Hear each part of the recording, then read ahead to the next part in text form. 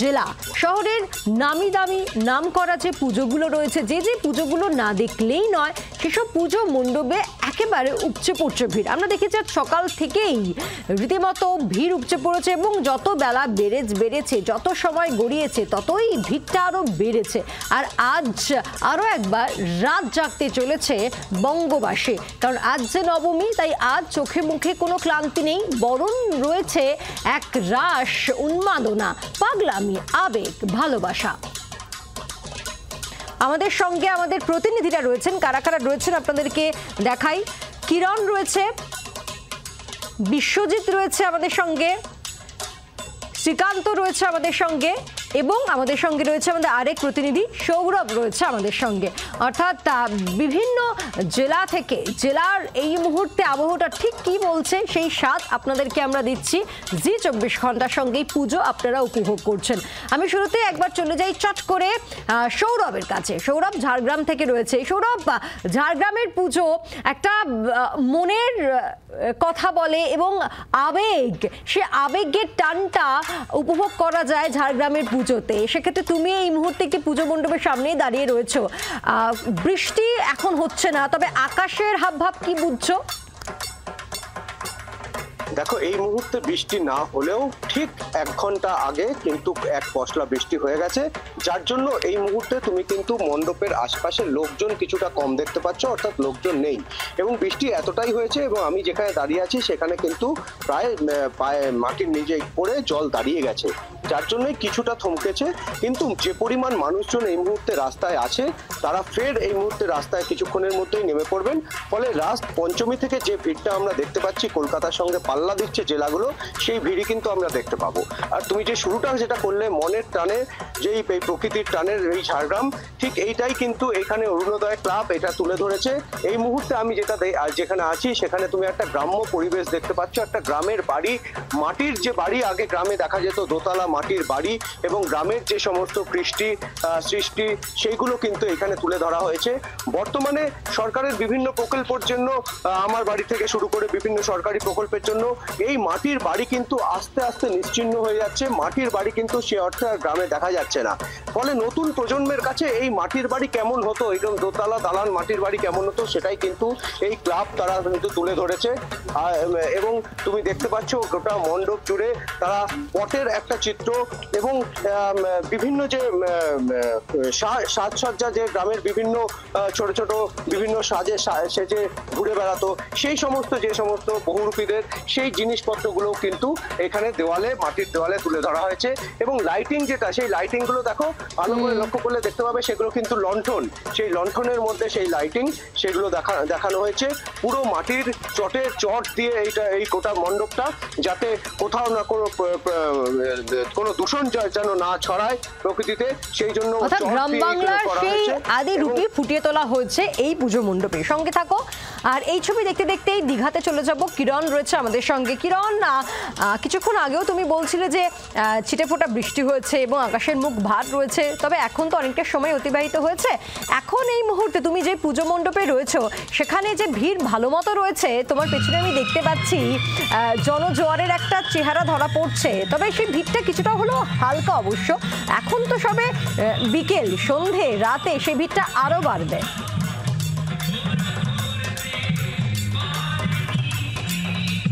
দেখো, যে দীঘাতে আমরা যে প্যান্ডেলে রয়েছি, সেই প্যান্ডেলটি হচ্ছে দীঘা সার্বজনীন যুব দুর্গোৎসব কমিটি।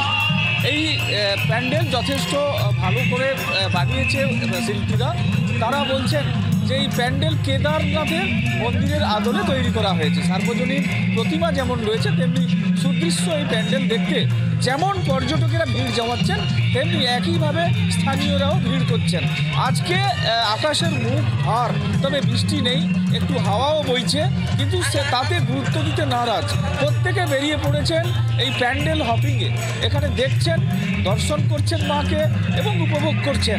আজকে ভিড়, ঠাসা ভিড় থাকবে, কারণ আজকে যদিও নবমী, ভারাক্রান্ত মন যেটা সকলেই মনে করছেন, তার উপর আকাশের যে এই দুর্যোগের ভুকুটি, তাদের কাছে কাছে যে খানিকটা তার কাটলেও সেই কিন্তু তাদের কাছে প্যান্ডেল হপিং করতেই হবে এমনটাই তারা জানাচ্ছেন। তবে দীঘাতে ছোট বড় সব মিলিয়ে প্রায় 10খানা পুজো হচ্ছে, বিগ বাজেটের পুজো তার মধ্যে বেশ কয়েকটি, তার মধ্যে এই প্যান্ডেলটিও যথেষ্ট বিগ বাজেটের। তাই পর্যটকেরা ত্রিফলা নিয়মে এখানে বেড়াতে এসছেন। এবার প্রত্যেকের 4 থেকে 5 দিন ছুটি কাটাতে পর্যটকেরা এখানে দীঘাতে হাজির হয়েছেন। আজকে পরিসংখ্যান অনুযায়ী আমরা যেটা জানতে পারছি, হোটেলিয়ার্স অ্যাসোসিয়েশনের পক্ষ থেকে লক্ষাধিক পর্যটকের সমাগম ঘটেছে দীঘাতে। সমুদ্র খুব উত্তাল। আবহাওয়া দপ্তরের হাওয়া অফিসের পূর্বাভাস অনুযায়ী আকাশে যেমন কালো মেঘ, তেমনি সমুদ্রও যথেষ্ট উত্তাল। হলুদ সতর্কতা জারি করা হয়েছে সমুদ্রের পাশে যেতে। তাই প্যান্ডেল হপিংয়ে সবাই বেরিয়ে পড়েছেন হোটেল ছেড়ে। এখন সকলে প্রতিমা দর্শন করছেন। যারা রয়েছেন তারাও দীঘার যে বিভিন্ন পুজো কমিটিগুলো রয়েছে, পুজো মণ্ডপগুলো রয়েছে, সেগুলোতে পর্যটকদের ভিড় লক্ষ্য করা যাচ্ছে। এই মুহূর্তে সঙ্গে থাকো। আর এবার চলে যাব বিশ্বজিতের কাছে। বিশ্বজিৎ রয়েছে আমাদের সঙ্গে, আমাদের আরেক প্রতিনিধি হরিণঘাটা থেকে। বিশ্বজিৎ, আমি যা দেখছি যে দীঘা থেকে শুরু করে ঝাড়গ্রাম বিভিন্ন প্রান্তে যে ভিড়টা, সেই ভিড়টা শহরের ভিড়কে টেক্কা দিতে পারে। তো তুমি যেখানে রয়েছে সেখানেও তো আমি ভালো মতো দেখতে পাচ্ছি যে সমাগম রয়েছে।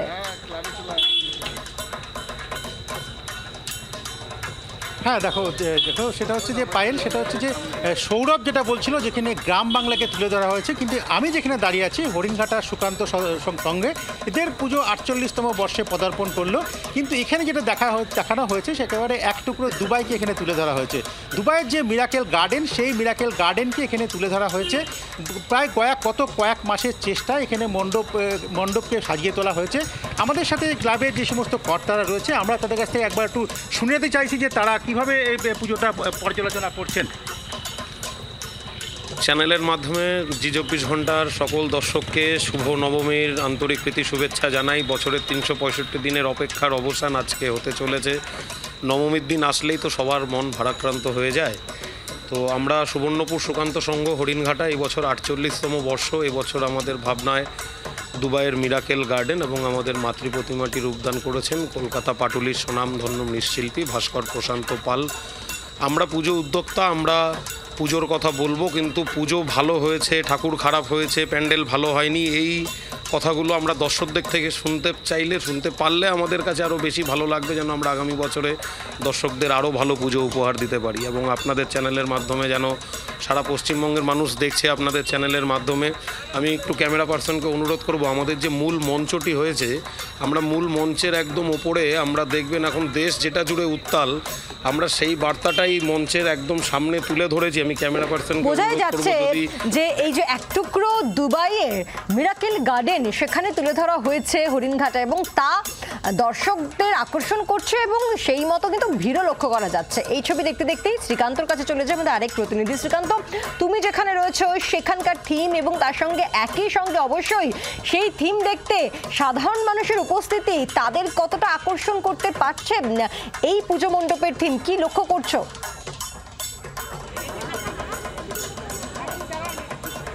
বালুরঘাটে আমরা যেখানে দাঁড়িয়ে রয়েছি এটা হচ্ছে বালুরঘাট উত্তমাশয় ক্লাব। উত্তমাশয় ক্লাবের এবারের যে থিম পাইল সেটা হচ্ছে নীরব পরিবর্তন।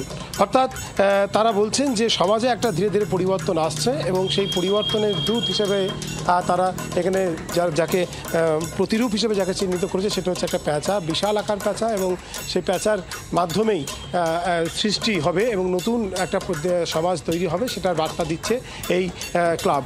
এবং এই যেটা আমার আরও 2-3জন সহকর্মী যেটা বারবার বলছিল যে ওয়েদার একটা বড় চ্যালেঞ্জ হয়ে দাঁড়িয়েছে। হয়তো বৃষ্টি হতে পারে বা এইরকম ভেবে মানুষ বেরোচ্ছেন কি বেরোচ্ছে না, কোনো জায়গায় কম কোনো জায়গায় বেশি। কিন্তু দক্ষিণ দিনাজপুর, আমি আগেও বলছিলাম, দক্ষিণ দিনাজপুরের ওয়েদার কিন্তু একদম আলাদা, একদম ঠান্ডা পরিবেশ রয়েছে এবং পুরো চাঁদ উঠেছে, কোনো রকম কোনো জায়গায় মেঘের কোনো লক্ষণ দেখা যাচ্ছে না। ফলে সন্ধ্যা বাড়তেই মানুষ রাস্তায় নামছেন এবং উত্তমাশয় ক্লাবের যে প্রতিমা, সে প্রতিমা দর্শন করতে এসেছেন।